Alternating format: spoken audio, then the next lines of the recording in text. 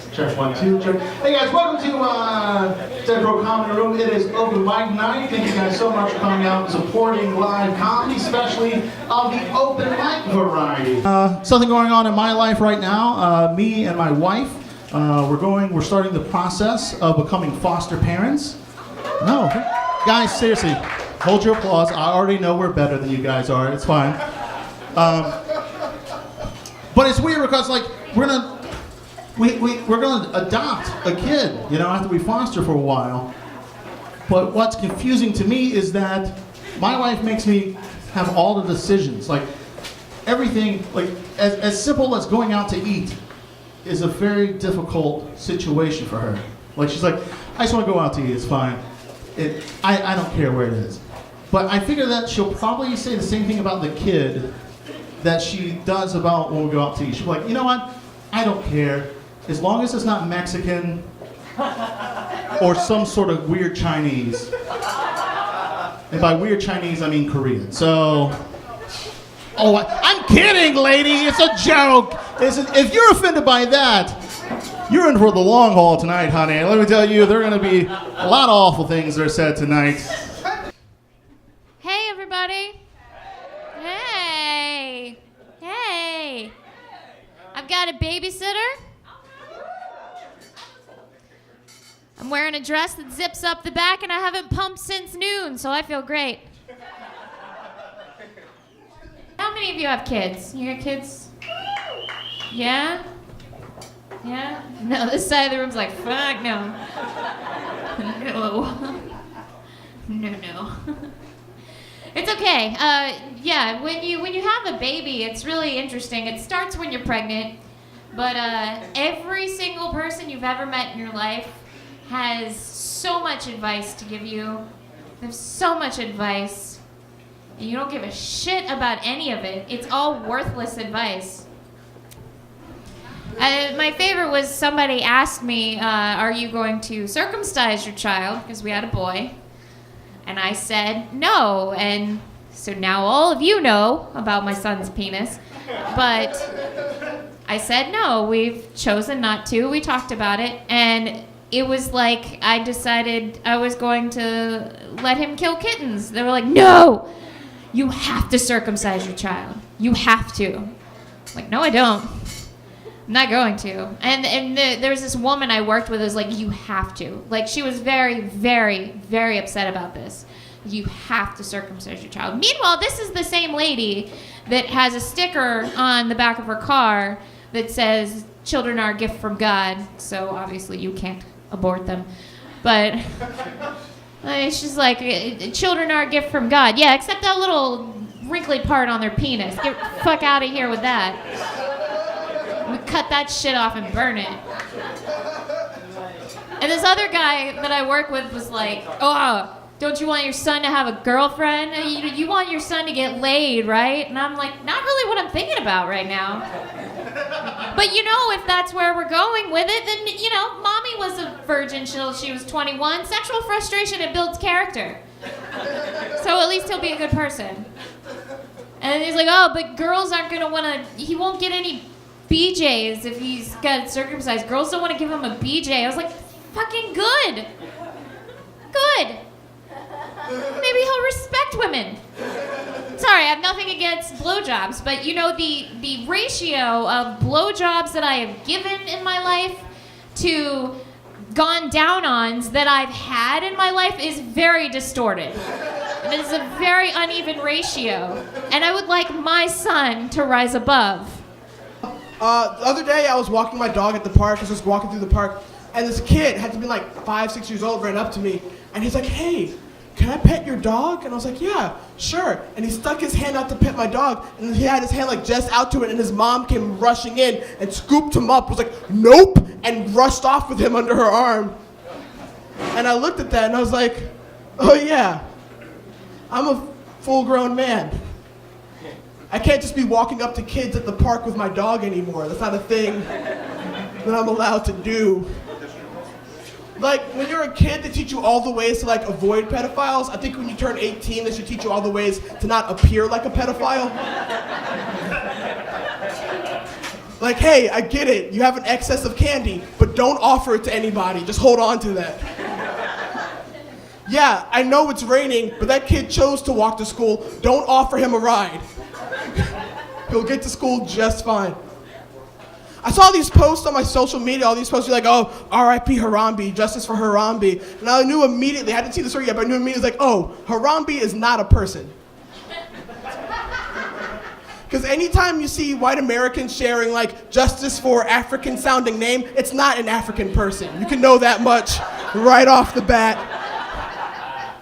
Like, America would have gotten behind Free Mandela a lot sooner if Mandela was the name of an exotic elephant being kept at Trezembo Zoo. I drive for Uber. I like it. I'm not to brag, but I've got like a little under 300 rides, and I've got a rating of 4.89. So, you know, you see me, be happy you got me. I'm a good driver and all. But like, I take it seriously because the way I see it is like, I want to be like a motivational Uber driver. Like when I pick up people, the way I see it is like, all right, I've got 7 minutes to change this person's life. And I get to work as soon as they get in the car, and I'm like, oh, hey, what do you do for a living? It's like, oh, well, you know, I work at a software company. I've been there for about 10 years. You know, it's nice. I get to provide for my family. You know, it's just enough to provide for my family. But what I've always wanted to do is, what I've always wanted to do is I've always wanted to cook. I've always wanted to be a chef. Why don't you do that, man? Just go be a cook. Just quit your job and go be a chef. It's like, I provide for my family. I've got a steady job. Look, you told me that you want to cook. Look, man, this is your life. You know, I'm just the driver. You pick the destination, and I'll take you to. That's all I can do. I can just take you to your destination. I see on the GPS you're going to Blue Post, but we're going to pass Cape Fear Community College on the way. What say we stop by and get you enrolled in some culinary classes? It's up to you, man. It's up to you. It's your life. I got a hem and haw, get him into it. It's like, yeah, let's do this. We're going to change your lives. We're going to change lives today. We're going to Cape Fear. We're going to do this. And I do it. I drive over and I drop them off at Cape Fear Community College at 1:30 in the morning. But I changed their life. That guy takes taxis now. Sweating like a lesbian eating an oyster. Anyway. Football season starting up. Y'all excited? Wow, that one chick's really excited. Yeah, I'm pretty stoked, but not that much. See, I'm a Redskins fan, so for me, the season usually ends in October. Yeah. We have a little saying where I'm from in DC. It's called next season. That'll be the year. I really hate it when girls call their boyfriend or their husband, I hate when they call him daddy. I think that's fucking creepy. Like, why would you call your partner, your boyfriend, whatever, something that you would call your father? Like, if ladies, I promise you, if we're hooking up and you call me daddy, I promise I will treat you like your father. I will walk out the door and never call you again. So, school's starting back up. All the college kids are back in town. You know what that means. Yeah? Your local Adderall dealer came into a fuck ton of money. Right now, college campuses across America, it is early Hanukkah for a white dude named Andre. Yeah. He can finally get that 1996 Toyota Corolla he's been eyeing. Oh my God, party central tonight, guys. All right, make some noise for me if you're an introvert. No, you're not. No, you're not. Just from that. I don't know when it became like a trendy thing to be an introvert, but it has, and everyone likes to post about it. If I'm an introvert, please don't talk to me in the mornings, or when I'm at a party, and I don't think people know what introvert means. I know I'm not one. I know people who sound like me probably aren't an introvert.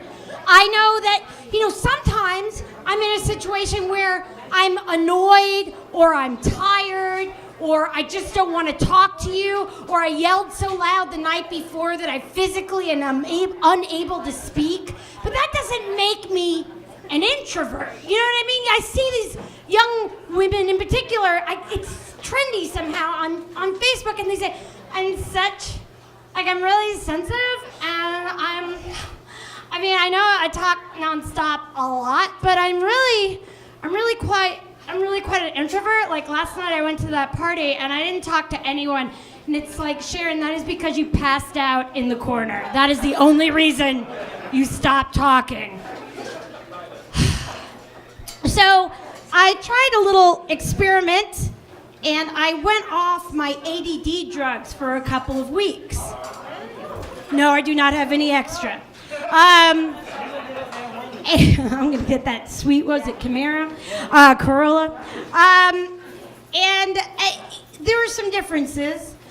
So Blair, on the meds, likes to sweep and get laundry done and, make money to pay bills, that kind of stuff. But Blair, off the medication, kind of wants to, I want to lay in the grass, and then I start giggling, but I don't remember why I'm giggling. And giggle, that's a fucked up word, right? What is giggle? Where did that even come from? So then I get online and I Google giggle, that sounds weird. Google giggle, Google giggle, Google giggle. That's fucked up. And then you're on there and you're in the G's, so you're like, George Washington, that dude couldn't have kids. I wonder what was wrong with him. And then maybe I'll write a joke about George Washington and he couldn't have kids. And then yada yada yada. It's 2 hours later, and I haven't written a joke about George Washington. I haven't written a joke about anything. But you know what? There's a jingle bell on my floor. Is that from a cat toy? I don't know. It's weird because it's summer, but there's a jingle bell out there. And I wonder if Santa Claus made the elves wear jingle bells the same reason you make a cat wear a bell. You know what I mean?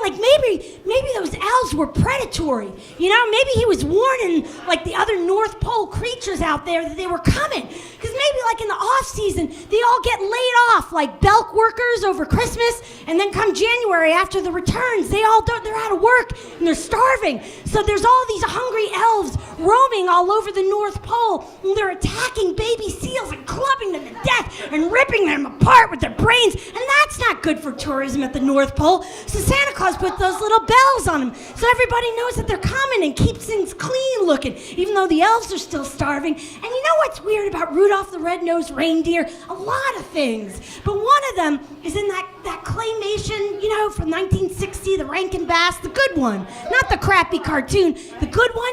That one, they always are singing that Misfit song. And Hermie, the elf, who wants to be a dentist, they want you to believe that he feels like a misfit because he wants to be a dentist at the North Pole instead of making toys. When really, Hermie is a misfit because he's gay in the North Pole in 1960s, and there's no one for him to talk to or have sex with. And it's really upsetting. And how have they never made that into a Broadway show? Because listen to the song. Why am I such a misfit? I am not just a nitwit. You can't fire me. I quit. I just don't fit in. So I went back on the medication. Guys, I'm German, and it's ironic that I'm deciding to do stand-up comedy, because a lot of Germans, they really don't have a sense of humor, given our past. A lot less humor, a little more concentration.